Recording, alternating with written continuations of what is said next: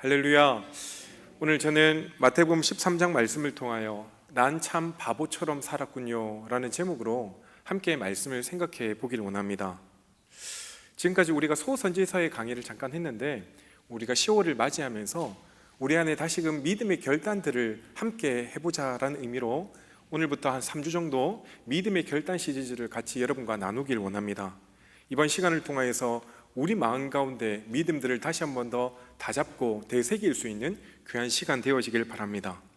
제가 한국에 있을 때 TV 광고를 보는 중에 어느 보험회사 광고를 보았습니다. 근데 문정희라는 시인이 우아하게 커피를 쫙 한잔하면서 책을 펴서 시를 팍 읽는데, 그 시가 바로 자기가 지은 시인데 어떤 내용이냐면, 단풍 구경을 놓치면 가을을 놓치는 거라던 그 친구가 보고 싶네. 단풍 구경을 놓치면 가을을 놓치는 거라던 그 친구가 보고 싶네 라는 시를 그분이 읊는 거예요.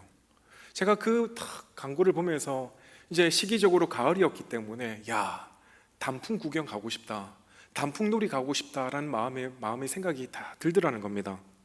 여러분도 가을이면 단풍 구경, 단풍놀이를 가보고 싶은 마음이 많이 들지요. 제가 어제 한 분과 통화를 했습니다. 근데 이분이 지금 비숍에 가 있는데, 목사님, 제가 비숍에 여러 번 왔는데 지금 아스펜이요 기가 막히게 풍경이 펼쳐졌는데 너무 아름답습니다. 제가 그 전화를 받는 순간 진짜 저도 올라가고 싶더라고요. 비숍에. 비숍 하면 여러분 생각나는 게 있습니까? 몇 년 전에 저희 교회가 1박 2일 코스로 맘모스 레이크를 간 적이 있었어요. 그 곳에서 이제 비숍을 지나갔는데, 그때 분명히 우리가 뭐 하러 갔죠? 단풍 구경하러 갔어요. 근데 올라가다 보니까 진짜 모래바람이 얼마나 부는지, 올라갔는데 차가 막 뒤집어지고 그것 때문에 정체되고, 이거 단풍 구경 가겠나 싶었어요. 근데 막상 그 현장에 딱 도착했는데 그다음부터 눈이 오기 시작하는 거예요. 우리가 뭐하러 갔다고요? 단풍 구경하러 갔는데 거기 맘모스 레이크에 눈이 내리기 시작하는 거예요. 얼마나 밤새도록 눈이 많이 내렸는지 다음날 아침에 보니까 눈이 이만큼 쌓인 거예요. 이게 단풍 구경 끝났구나 싶었는데, 놀랍게도 날씨가 너무 맑아갖고요. 그리고 나서 이제 비숍 가서 우리가 단풍이 진 걸 다 보고 왔어요. 그러니까 1박 2일 동안 봄, 여름, 가을, 겨울 우리가 다 경험하고 왔는데, 다음에 또 한번 가보고 싶다라는 생각이 들 정도였다는 것이죠. 그러나 사실 단풍이라는 것은 가을에 거칠고 실제로 그 속은 결실이 중요한 게 아닌가라고 여겨집니다. 단풍이 아무리 아름답다라고 할지라도 결실이 없는 가을은 공허한 뿐이라는 사실이라는 것이죠. 이처럼 결실 없는 가을처럼 자신을 성찰하는 노래가 하나 있습니다. 물론 우리가 매주 부르는 찬양도 참 아름답지만 이 대중가요 속에 진짜 놀라운 진리가 있는 게 하나씩 있더라고요. 바로 가수 이종용 씨가 부른 바보처럼 살았군요 라는 노래입니다. 이건 혹시 들어본 적이 있습니까? 저는 이종용 씨를 잘 모르는데 하여튼 이 곡이 참 유명했다라고 들었습니다. 그 가사가 이렇습니다. 어느 날 난 낙엽 지는 소리에 갑자기 텅 빈 내 마음을 보았죠. 그냥 덧없이 살아버린 그런 세월을 느낀 거죠. 저 떨어지는 낙엽처럼 그렇게 살아버린 내 인생을 잃어버린 것은 아닐까, 늦어버린 것은 아닐까, 흘러버린 세월을 찾을 수만 있다면 얼마나 좋을까. 난 참 바보처럼 살았군요. 난 참 바보처럼 살았군요 라는 노래입니다. 여러분, 제가 노래를 잘 부르면 이 시간 불러드리겠지만 나중에 유튜브 가서 한번 찾아보시길 바랍니다. 바보처럼 살았다라는 이 말은 어쩌면 나는 왜 이날까지 이렇게밖에 살지 못했을까, 나는 왜 지금 내 인생을 뒤돌아보니까 왜 이것밖에 살지 못했을까라는 어쩌면 아쉬움과 후회가 남긴 노랫말 가사라고 여겨집니다. 그런데 이 가수 이종용 씨가 이 노래를 부르게 된 계기가 있었다라고 이야기합니다. 그는 1970년대에 너라는 노래를 통해서 정말 대중적으로 큰 히트를 쳤던 가수 중에 한 사람이었습니다. 그가 한참 인기를 누릴 때는 얼마나 인기가 놀라웠는지 도저히 자신의 어린 마음으로는 이 인기를 감당할 수 없었습니다. 그러다 보니까 손대지 말아야 될 대마초를 피고 말았던 것이죠. 결국은 자신의 인기를 도저히 주체할 수 없어서 결국은 대마초에 손을 대었고, 그 일들로 말미암아 감옥에 가게 되었던 것입니다. 그래서 감옥에서 후회하며 하루하루를 보내고 있는데, 하필 그 같은 방에 누가 있었냐고 하면 한 사형수가 같은 방에 있었다는 것이죠. 근데 그 사형수가 이제는 사형의 날짜를 기다리고 있었는데 이분이 이 이종용 씨에게 복음을 전한 겁니다. 예수 믿어야 돼, 예수 믿어야 돼. 근데 이 사람은 전혀 그 말이 들리지 않았다는 것이죠. 그런데 자신이 이제 이 사형수가 어느 날 아침에 자신을 딱 부르는 소리가 들리는 순간, 아, 오늘이 마지막이구나 라는 생각이 들었습니다. 그러면서 사형장으로 끌려가면서 이 사형수가 마지막으로 이 이종용 씨에게 뭐라고 이야기했냐면, 나는 내 죄값 때문에 이제 이렇게 인생은 끝나지만 당신은 내 목까지 보태어 주님을 위해서 힘써 살아주세요 라는 이 마지막 한마디를 그에게 남기고 떠났다는 것이죠. 그때 그 사형수의 전도가 그에게 큰 울림으로 다가왔다는 겁니다.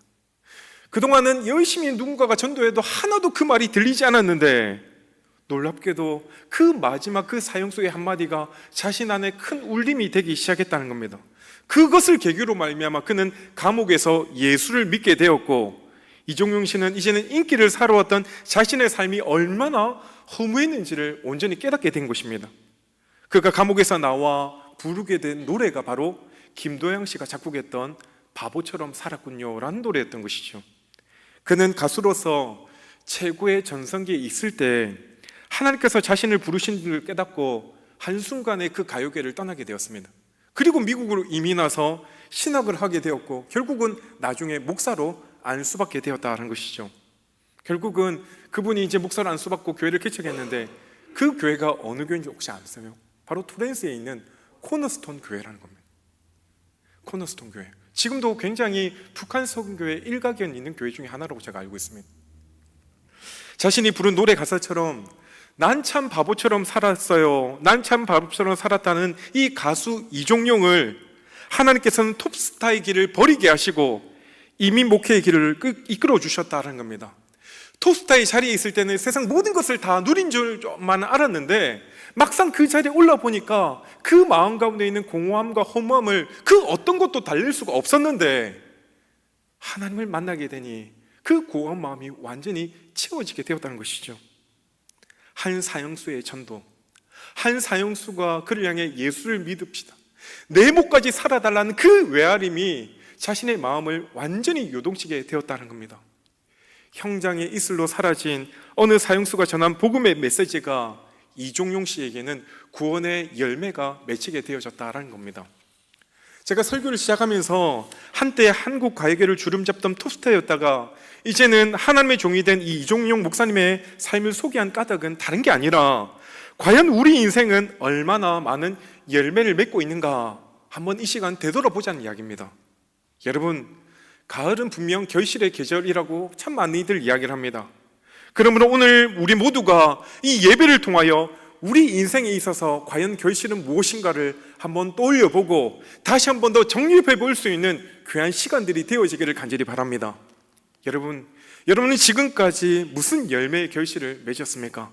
하나님 앞에 서서 당당히 내가 이 땅을 살아가는 동안 하나님, 내가 이런 열매를 맺었어요 라고 고백할 수 있는 그 열매는 과연 무엇입니까?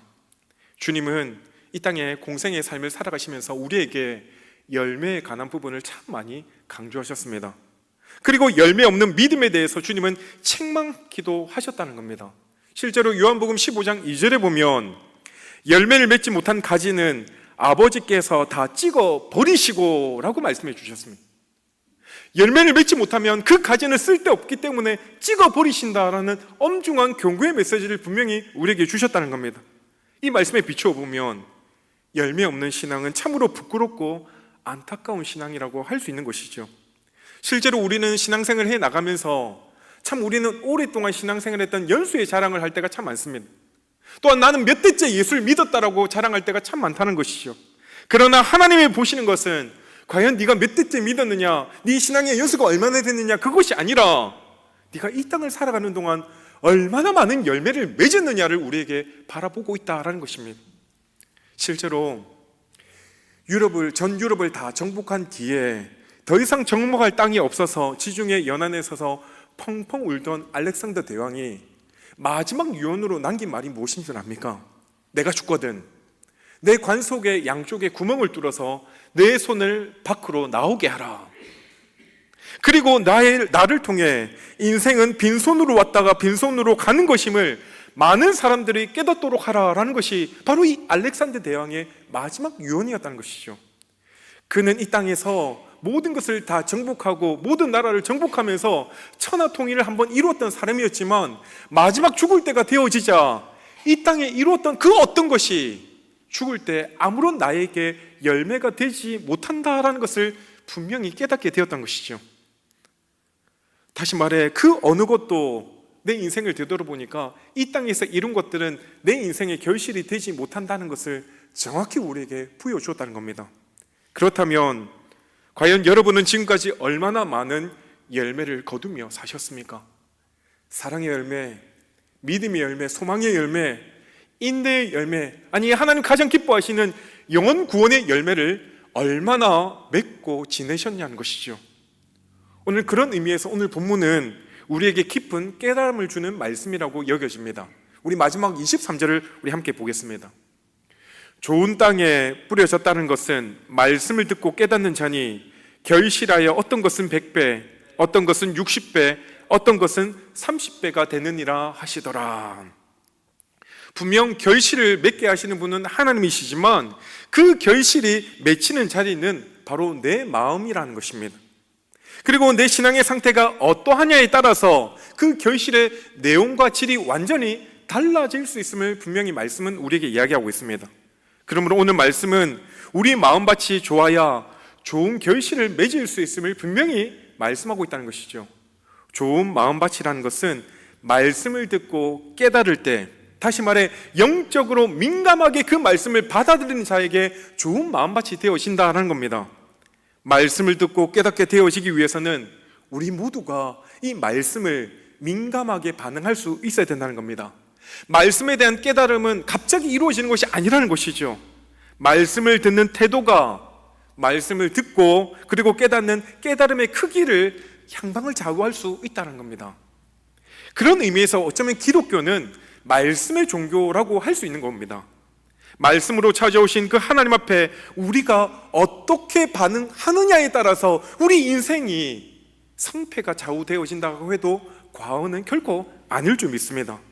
그러기에 우리가 아무리 신앙생활을 해도 말씀을 듣고 내 삶에 변화가 일어나지 않는다고 하면 어쩌면 그것은 하나님 보시기에는 그저 종교생활, 하나의 문화생활 정도로 여겨질 수밖에 없다라는 것이지요. 오늘 우리가 읽었던 이 마태복음 13장에는 천국 비유에 대한 여러 가지 비유들을 우리에게 설명해 주고 있습니다. 오늘 우리가 읽었던 씨 뿌리는 비유, 그리고 가라지 비유, 겨자씨 비유, 누룩 비유, 보화 비유, 진주 비유, 그리고 그물 비유, 총 7가지 비유를 통해서 우리가 가게 될 그 천국은 과연 어떤 곳인지를 구체적으로 분명히 말씀해 주었다는 겁니다. 특별히 우리가 읽었던 이 본문은 참 많은 설교를 통해 많은 설교자들을 통해서 익히 들었던 말씀 중에 하나라고 여겨집니다. 분명히 어떤 농부가 씨를 밭에 뿌립니다. 그런데 어떤 씨는 길가에 뿌려졌고, 또 어떤 씨는 돌밭에 뿌려졌고, 또 어떤 씨는 가시떨기에 떨어졌고, 어떤 씨는 좋은 땅에 떨어졌다라고 성경은 이야기합니다. 그런데 오직 좋은 땅에 뿌려진 씨앗만이 100배 혹은 60배, 30배의 결실을 맺게 되어졌다라고 성경은 결론적으로 우리에게 말씀해 주고 있다는 겁니다. 이 비유와 관련하여 오늘 저는 여러분에게 2가지 질문을 통하여 하나님의 오늘 이 시간 우리에게 주시는 생명의 말씀을 좀 듣고자 합니다. 먼저 첫 번째 질문입니다. 왜 농부가 좋은 땅에만 씨를 뿌리면 되지 길가나 돌밭이나 가시떨기에 왜 씨앗을 뿌렸을까라는 질문이라는 것이죠. 여러분, 농사를 짓는 농부에게서 씨는 어쩌면 가장 중요한 것입니다. 어떤 씨를 뿌리냐에 따라서 그 결실이 달라질 수 있기 때문이죠. 그렇기 때문에 때로는 가뭄이 들어도 이 농부가 절대로 먹지 않는 게 뭡니까? 바로 종자씨는 절대 먹지 않습니다. 왜냐하면 그 씨앗이 있어야 그 다음에 수확을 거둘 수 있기 때문에 그렇다는 것이죠. 씨가 없으면 아까운 땅을 그냥 놀릴 수밖에 없는 것입니다. 농부는 씨를 뿌리는 어쩌면 전문가라고 할 수 있죠. 그러기에 어떤 땅에 씨앗을 뿌려야 많은 결실을 맺게 될지 그 누구보다 잘 아는 사람이라고 할 수 있는 것입니다. 그런데 이 농부가 도대체 정신이 있는 건지 없는 건지 좋은 땅에만 씨앗을 뿌리면 되지 왜 하필 길가나 돌밭이나 가시떨기에 이 씨앗을 뿌리게 되었을까요? 언뜻 보면 이 말씀은 이해가 되지 않는 것처럼 여겨진다는 것이죠. 그런데 이것을 당시 이스라엘의 농경지 상황을 파악해보면 어느 정도 이해가 되어질 수 있다는 겁니다. 당시 이스라엘은 농경지 상황은 지금과는 완전히 달랐다는 것이죠. 대부분이 척박한 산지였다는 겁니다. 분명히 겉으로는 흙이 있는데 그 속에 씨앗이 담기면 항상 돌뿌리가 참 많이 있었다는 것이죠. 그리고 씨앗을 뿌리기에는 참 안 좋은 가시덤불이 참 많이 자랐던 곳이었습니다. 그래서 이 농부는 좋은 땅에 씨를 뿌리면 많은 열매를 맺을 줄 누구보다 잘 알고 있었지만 좋은 땅에만 씨앗을 뿌리지 않았다는 겁니다. 여러분, 왜 농부가 좋은 땅과 그렇지 않은 땅을 구분하지 않고 다 같이 뿌리게 되었을까요? 씨앗이 남아 돌아서 그럴까요?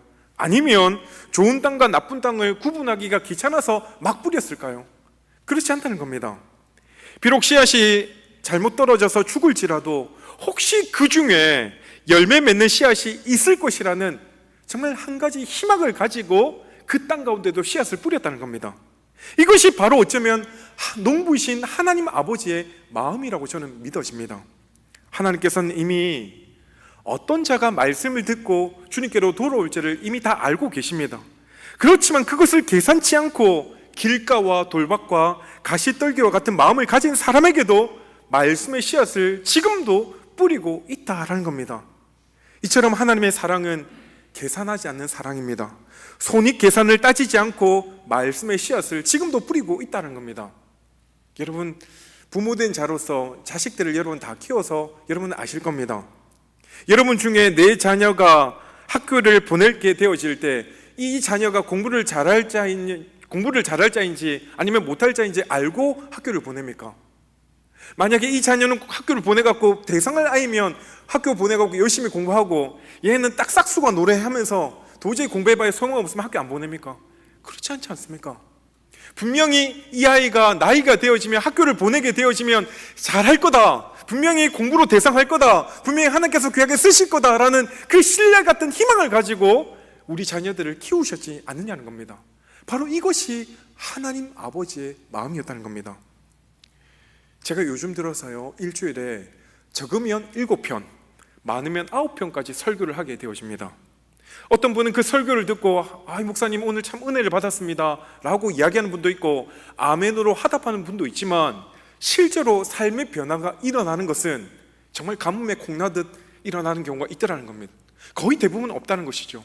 제가 그 모습을 바라보면서 제 마음 가운데 참 많은 시간들을 투자해서 하나님의 말씀을 준비했는데 그 말씀이 우리 성도들에게 정말 전해졌는데도 불구하고 삶의 변화가 일어나지 않을 때 내가 설교하는 것이 의미가 있을까라는 회의가 들 때도 분명히 있었습니다.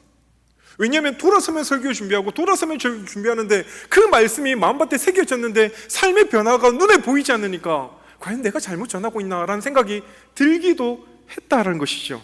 그런데 오늘 말씀을 준비하면서 왜 하나님께서 계속해서 저로 하여금 말씀을 전하게 하시는지 조금이나마 이해가 되더라라는 겁니다.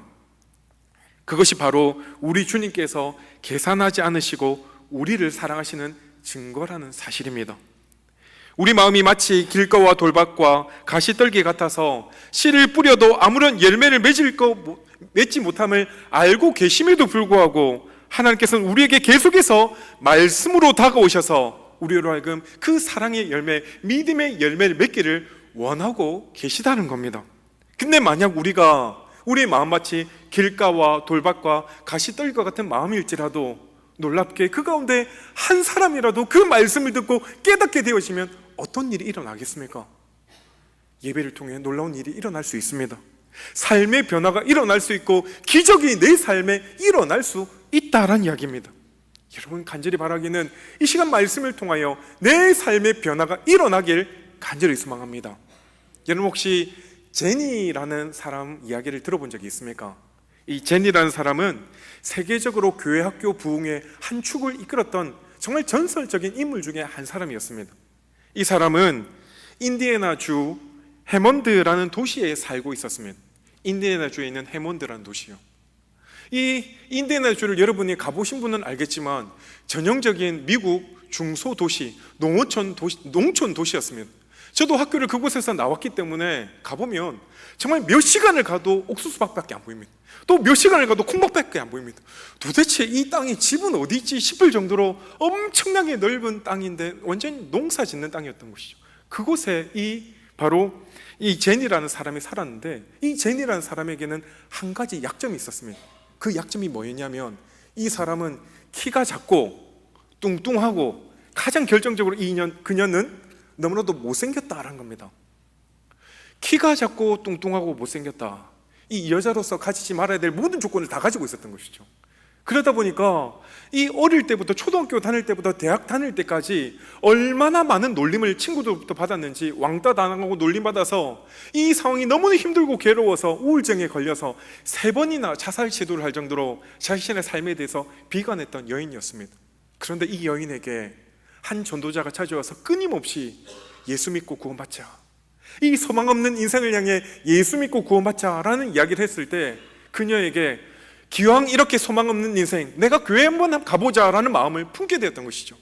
그리고 갔던 교회가 바로 해먼드 침례교회였다는 겁니다. 그 침례교회 가서 예배를 드리다 보니까 자신도 모르게 하나님께서 나를 사랑하신다라는 것을 깨닫게 되어졌습니다. 보통 성도들이 교회에 나와서 말씀의 은혜를 받으면 뭐 하고 싶죠? 봉사하고 싶어요. 헌신하고 싶어요.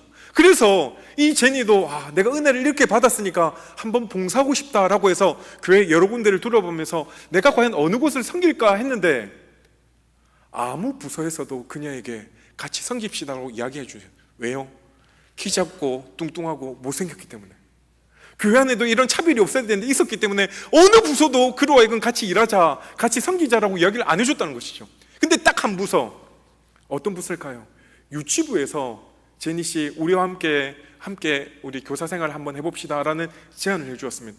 그녀는 너무 기뻐서 유치원 아이들에게 다가가 선생님이 되기로 마음먹었습니다. 근데 놀라운 것은 이 어린이들은 자신의 외모를 보지 않고 자신이 선생님이라는 이유만으로 쫄쫄쫄 따라오더라는 겁니다. 그 모습이 자신에게 얼마나 감동이 되었는지 하나님께 기도하기 시작했습니다. 하나님, 나 같은 사람을 이렇게 귀하게 쓰임받게 해주시고 또 유치부 교사로 삼아주셨는데 네가 이 아이들을 잘 섬기기 원합니다 라고 고백하였습니다. 그리고 잘 섬기기 위해서 나에게 지혜를 주실 때 어떻게 섬기면 될지에 대해서 방법을 좀 알려주십시오 라고 기도했는데, 하나님께서 그때마다 그에게 지혜를 주셨고 그 아이디어를 가지고 아이들을 섬겼더니 놀랍게 아이들이 엄청나게 많이 자신을 통해서 교회 오기 시작했다는 겁니다.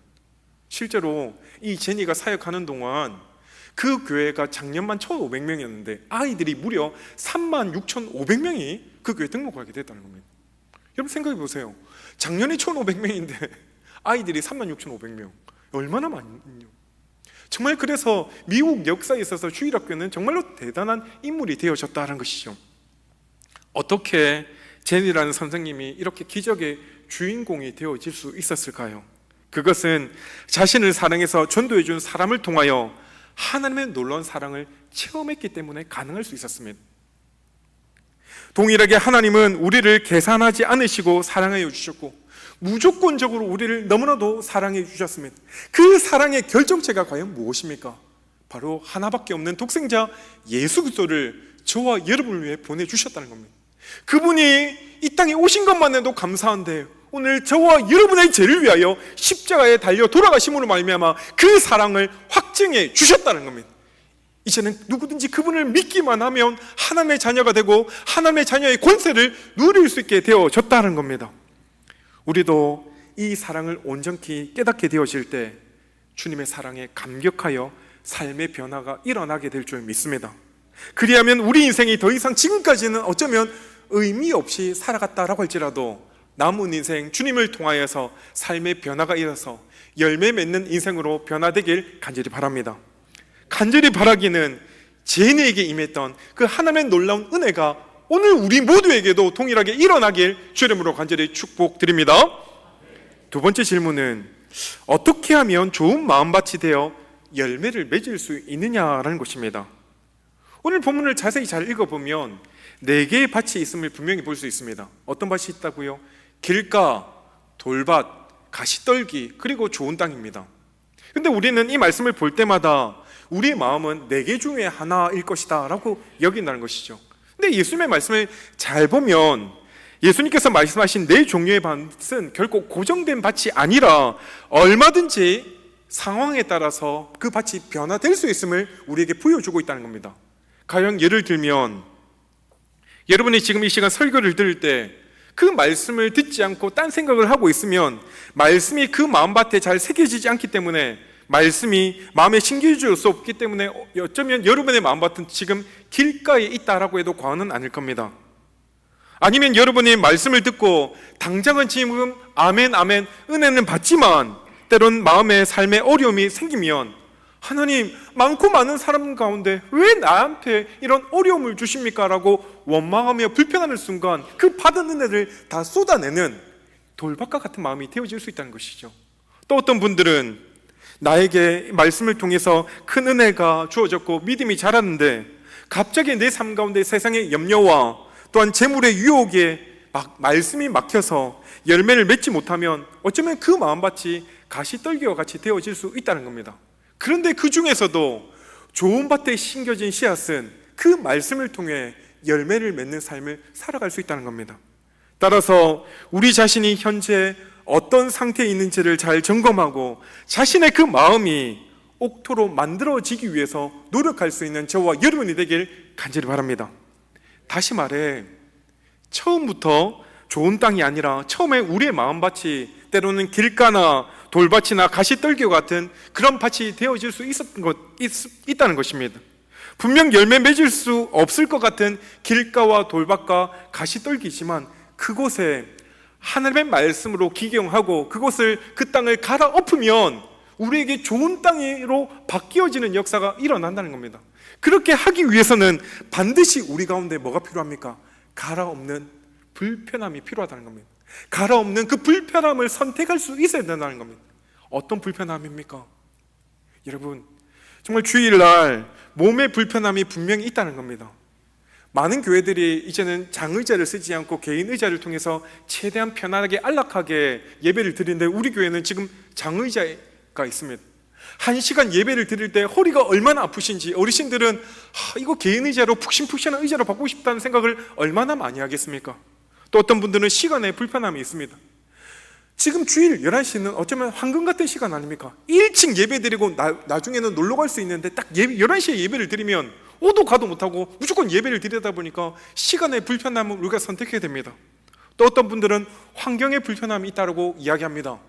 우리 교회가 결코 한인 밀집 지역에 있지 않습니다. 하늘이들이 모여 사는 곳에 있지 않습니다.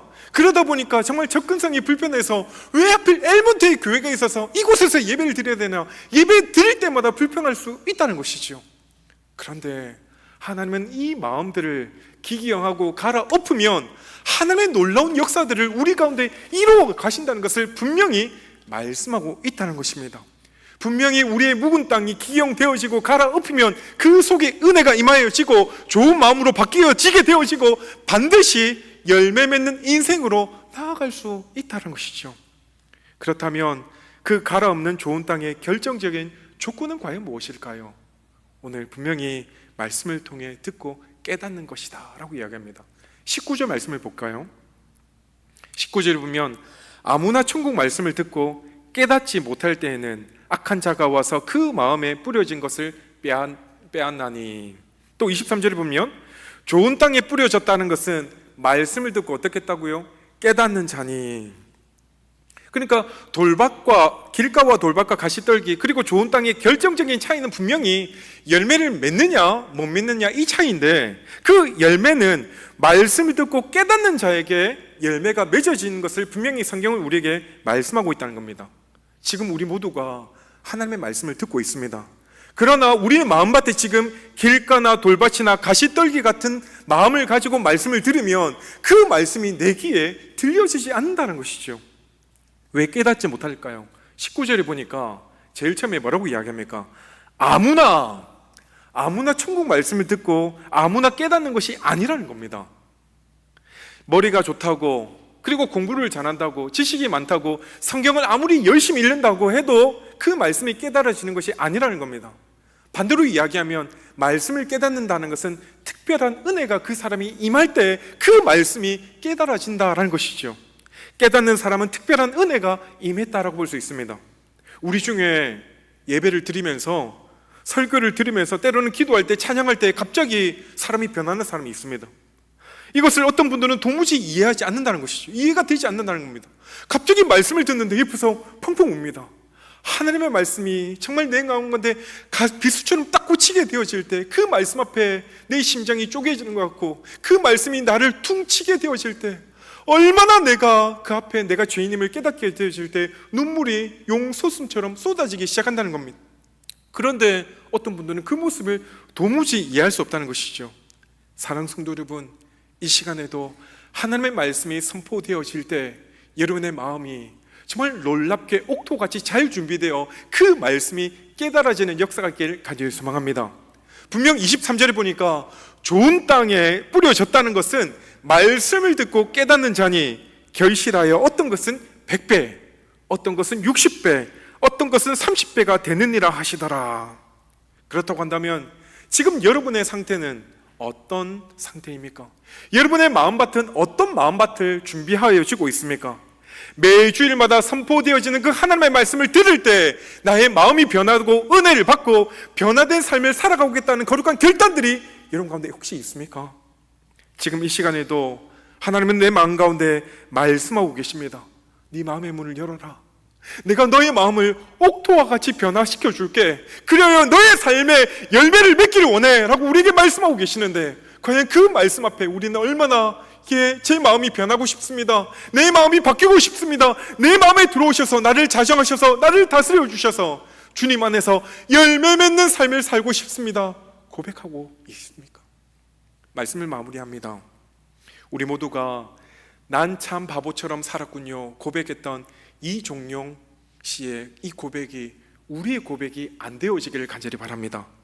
오늘 말씀을 듣고 깨달음이 있어서 주님이 주시는 은혜가 내 삶 가운데 30배, 60배, 100배의 결실들로 채워지기를 간절히 바랍니다. 결실의 계절 이 가을에 무엇으로 하나님께 우리의 열매를 올려드릴까요? 나의 가장 사랑하는 가족, 이웃, 친구들을 주님 앞에 온전히 올려드림으로 말미암아 우리 주님이 우리를 결산하실 때 우리를 향해 악하고 게으른 종이 아니라 착하고 충성된 종이라 칭찬받을 수 있는 저와 여러분의 삶이 되어지기를 간절히 바랍니다. 시작되는 한 주간도 주님께서 주시는 놀라운 축복을 우리가 충분히 받아 누림으로 말미암아 우리 삶 가운데 아름다운 결실의 열매를 주렁주렁 맺힐 수 있는 우리 모두가 되어지기를 주의 이름으로 간절히 축원드립니다. 아멘. 이 시간 우리 함께 주신 말씀을 기억하며